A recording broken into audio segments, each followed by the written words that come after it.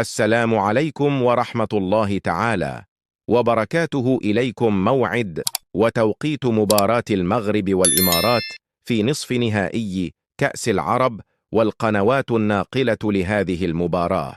يواجه المنتخب المغربي نظيره منتخب الإمارات في نصف نهائي كأس العرب المقامة حاليا بقطر. وقد تأهل المنتخب المغربي بعد انتصاره على المنتخب السوري بهدف دون مقابل، فيما تأهل منتخب الإمارات بعد فوزه على منتخب الجزائر بركلات الترجيح 7-6، بعدما انتهت المباراة في وقتها الأصلي بالتعادل الإيجابي هدف لمثله.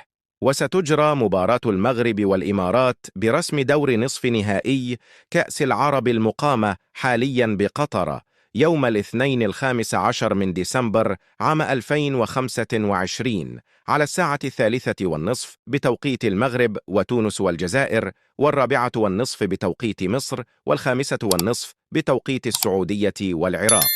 ومن المنتظر أن تنقل هذه المباراة على قناة بي سبورتس المفتوحة، وقناة دبي المفتوحة، وقناة الكأس المفتوحة إن شاء الله.